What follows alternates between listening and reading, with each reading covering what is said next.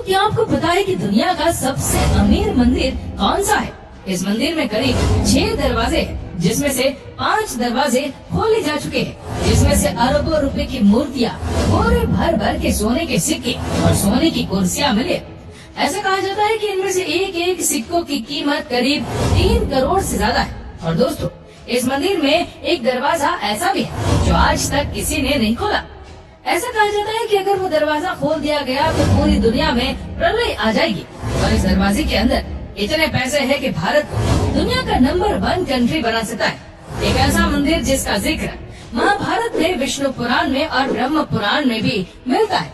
और दोस्तों, इस मंदिर के बारे में ऐसा बताया जाता है कि इस मंदिर की जो संपत्ति है वो करीब 17 बिलियन डॉलर से ज्यादा की है।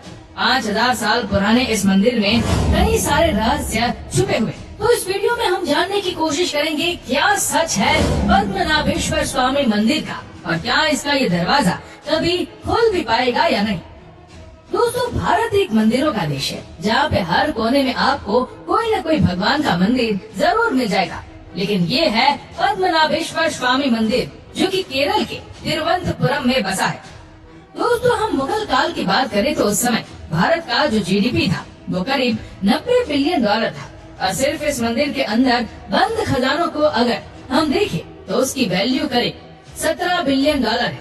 और उसमें अगर आप कारीगरी को भी जोड़ देते तो उसकी वैल्यूएशन 10 गुना बढ़कर करीब 170 बिलियन डॉलर हो जाती। लेकिन इन सभी दरवाजों में जो दूसरा दरवाजा है वो आज तक कभी खोला ही नहीं गया।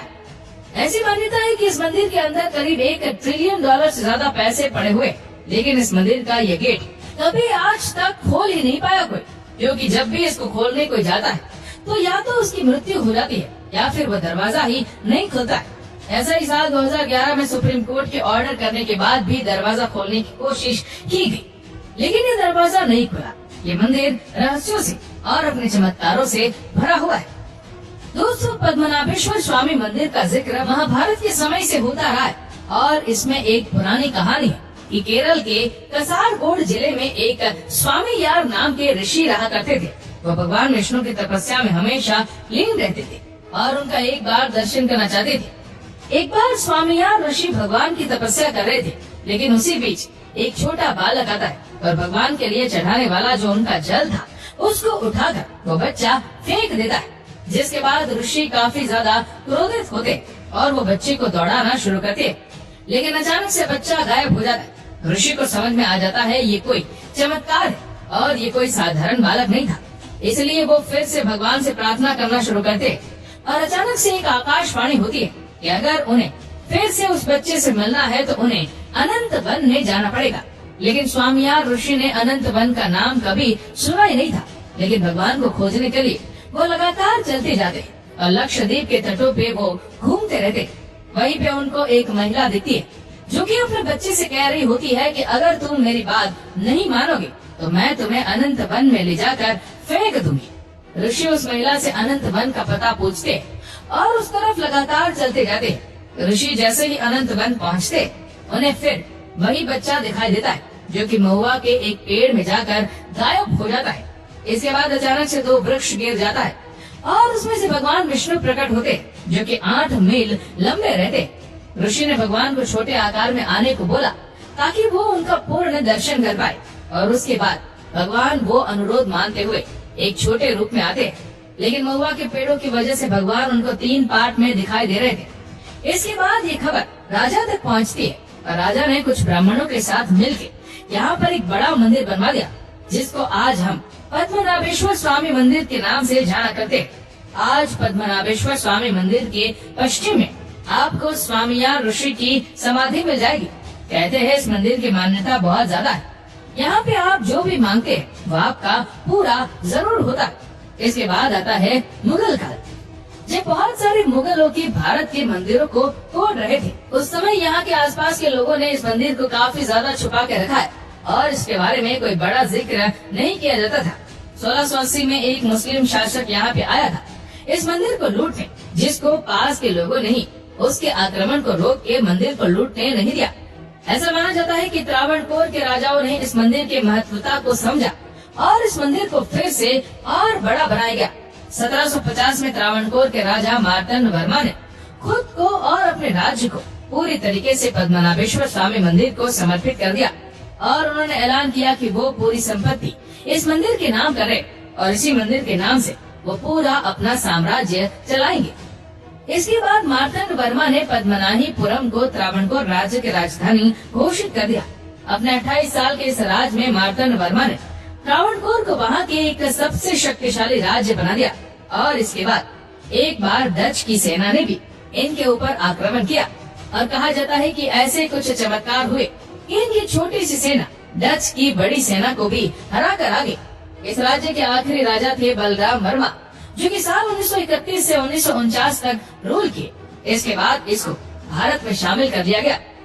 त्रावणकोर का जब भारत में विलय हुआ तो भारत सरकार ने पद्मनाभेश्वर स्वामी मंदिर अपने कब्जे में नहीं लिया, इसे त्रावणकोर राज परिवार के पास ही रहने दिया। तब से इस मंदिर का देखरेख यही राज परिवार आज तक करता आ रहा, एक प्राइवेट ट्रस्ट की तरह। ये मंदिर करीब 35 मीटर लंबा है, जिसकी दीवारों पर द्रविड़ और केरल शैली में कारीगरी की गई है। इस मंदिर की कारीगरी उस समय भी एक साइंटिफिक तरीके से की गई थी, क्योंकि इसमें देखे तो टोटल 7 फ्लोर है, जिसमें हर फ्लोर में एक पेयर ऑफ विंडो है, जिसमें से इस पार से उस पार तक दिखता है। और ऐसा होता है कि जब इक्विनॉक्स आता है, इसका मतलब है जब 12 घंटे का दिन हो और 12 घंटे की रात हो। ऐसा साल में सिर्फ 2 ही बार होता है, एक बार 22 मार्च को और एक बार आपको 23 सितंबर को ये चीज देखने को मिलेगा। जब 12 घंटे का दिन और 22 घंटे की रात है, इस दिन अगर आप इस मंदिर में दोपहर में देखें तो आपको हर एक खिड़की से हर 5 मिनट के अंतराल पर आपको सूर्य जाता हुआ दिखाई देगा, जो कि एक चमत्कार से कम नहीं है। उस जमाने में की गई इस कारीगरी से पद्मनाभेश्वर स्वामी मंदिर के गर्भगृह में आपको भगवान विष्णु 18 फीट लंबी प्रतिमा शेषनाग के ऊपर शयन मुद्रा में विराजमान दिखाई देगी। ये मूर्ति नेपाल की गंडकी नदी से लाई गई 12,500 शालिग्राम पत्थरों से डिजाइन की हुई है और पद्मनाभेश्वर स्वामी के नाभि से निकलता है कमल का फूल, जिस पे ब्रह्मा जी विराजमान है। जैसा कि हमने पुरानी कहानी में जिक्र किया था कि ऋषि को भगवान पेड़ों की वजह से 3 पार्ट में दिखाई दे रहे थे, ऐसे ही भगवान आपको आज भी दिखाई देंगे, क्योंकि भगवान पद्मनाभेश्वर स्वामी की मूर्ति के दर्शन आपको 3 दरवाजे से करने होते। पहला जो भगवान के सिर से लेकर छाती तक दिखाई देता है, दूसरे में आपको कमल पर बैठे ब्रह्मा जी दिखाई देते हैं और तीसरे दरवाजे से भगवान के पैरों के दर्शन किए जाते हैं। लेकिन 2009 में कुछ ऐसा होता है कि इस मंदिर को पूरी दुनिया जान जाती है, क्योंकि टीपी सुंदरराजन नाम के एक पूर्व IPS और एक वकील ने केरल हाईकोर्ट में एक अपील किया कि इस मंदिर में रखे हुए खजानों को खोला जाए और उनका ऑडिट किया जाए। इसके बाद 31 जनवरी 2011 को केरला हाईकोर्ट ने केरला गवर्नमेंट को ये बोला कि आप पूरी तरीके से मंदिर का कंट्रोल अपने हाथों में ले लें। इसके बाद 7 सदस्यों की एक टीम बनाई जाती है, जिसको इस मंदिर के ऑडिट करने और इन सारे दरवाजे को खोलने के लिए भेजा जाता है। 27 जून 2011 को पहला दरवाजा खुलता है और इस दरवाजे के खुलने के 20 दिनों के ही अंदर टीपी सुंदरराजन, जो कि पूर्व IPS और वकील भी थे, उनकी डेथ हो जाती है, क्योंकि इन्होंने ये याचिका को लगाया था। ऐसा कहा जा रहा था कि इनको अचानक से काफी तेज बुखार हो गया, जिस वजह से इनकी मृत्यु हो गई। और कुछ लोग तो ये भी कह रहे थे कि उन्होंने भगवान के ऊपर सवाल उठाया, जिस वजह से भी इनकी मृत्यु हुई है।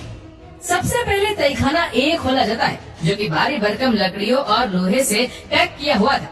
उसको खोल के जब पूरी टीम अंदर जाती है, इसके बाद एक नीचे से छोटा और तहखाना जाता है। यहाँ पे जब टीम जाती है तो देखती है कि वहाँ पर अरबों खरबों रुपए का बहुत सारा सोना बिखरा पड़ा हुआ है। इन खजानों के अंदर नेपोलियन, रोमन, मेडिवल, ब्रिटिश के सिक्के मिले। इसी के साथ ही हीरा, नीलम, पन्ना और माणिक जैसे कई सारे रत्न यहाँ पाए गए। इन 6 दरवाजे को ABCDF नाम से नाम दिया गया था, जिसमें ACDF नाम के दरवाजे जब खोले गए तो उसमें 2 लाख करोड़ से ज्यादा तक की संपत्ति निकली। इन तहखानों के अंदर भगवान विष्णु के एक 3.5 फीट की एक मूर्ति मिलती है, जिसमें तरह तरह के रूबी, पन्ना और कई तरह के डायमंड इसमें जड़े हुए थे। इसी के साथ ही इसमें 18 फीट लंबी एक सोने की चेन थी, जिसका वजन करीब 500 किलो का था। इसी के साथ ही भगवान के बैठने के लिए 28 फीट लंबी एक कुर्सी भी थी, जो कि पूरी तरीके से सोने से बनी हुई थी। इस मंदिर के अंदर जो सिक्के पाए गए वो 200 BC से भी पहले के थे, जिसका आज एस्टिमेट करते हैं तो हर एक सिक्के की कीमत 2 करोड़ 70 लाख रुपए से भी ज्यादा हो जाती है। इसके बाद पूरी टीम दरवाजा नंबर बी के तरफ जाती है, जो कि आखिरी तहखाना बचा हुआ था। इस तहखाने में करीब 3 गेट थे। पहला दरवाजा खोला जाता है जो कि लोहे का था, दूसरा दरवाजा खोला जाता है जो कि लकड़ी का था, लेकिन इसके पीछे तीसरा एक और लोहे का दरवाजा था जिसमें कोई कुंडी नहीं लगी होती है। इसको खोलने की कोशिश की गई, लेकिन यह नहीं खुला और इस आखिरी दरवाजे के ऊपर 2 शेषनाग की आकृति बनी हुई है और लोगों का ऐसा मानना है कि अष्टनाग बंधन मंत्र से ये पूरी तरीके से बांधा गया है और अगर इसको खोला गया तो यहाँ पे कई सारे कोबरा सांप निकलेंगे जो कि सामने वाले को बुरी तरीके से मार सकते हैं। इसी के साथ ये भी कहा जाता है कि अगर इस गेट को खोल दिया गया तो पूरी दुनिया में प्रलय आ जाएगा और कुछ लोगों का ये भी मानना है कि इसमें इतना पैसा भरा है जिससे कि भारत पूरी तरीके से दुनिया का नंबर 1 कंट्री हो सकता है। इकोनॉमिकली यहाँ पे कुछ लोगों का ये भी कहना है कि इसके अंदर करीब $1 ट्रिलियन से ज्यादा के आभूषण और जेवरात रखे हुए। ऐसा नहीं है कि तहखाना नंबर बी कभी खोलने की कोशिश नहीं हुई है। साल 1933 में त्रावणकोर नाम की एक गाइड बुक आई थी जो कि एमिली गिलक्रिस्ट ने लिखा था।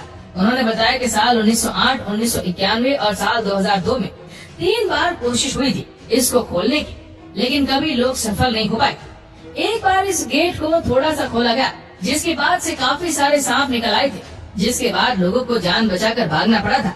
इसके बाद ये पूरी टीम सुप्रीम कोर्ट के पास जाती है और रिपोर्ट करती है कि हम ये दरवाजा नहीं खोलेंगे, क्योंकि वो लोग भी पूरी तरीके से डर गए थे। और इसके बाद सुप्रीम कोर्ट ने भारत का माहौल देखते हुए इस गेट को खोलने पे पूरी तरीके से तब रोक लगा दी और इससे कुछ दिनों बाद वहाँ पे 2 और तहखाने मिले जिसका नाम जी और एच दिया गया, लेकिन अभी तक ये तहखाने भी नहीं खोले गए। अगर हम देखें तो 13 जुलाई 2020 को सुप्रीम कोर्ट की तरफ से एक ऑर्डर आता है जिसमें कि जब इस पूरे मंदिर का कंट्रोल उठा के स्टेट गवर्नमेंट के पास दे दिया गया था, वो उठा के वापस इस रॉयल फैमिली के अंदर इसका कंट्रोल दिया गया, क्योंकि यही लोग इस मंदिर को सालों से चलाते आ रहे। तो क्या है इस मंदिर का रहस्य जो कि अभी तक नहीं उठ पाया है और क्या कुछ ऐसी बातें हैं जिस वजह से इस मंदिर के गेट को नहीं खोला जा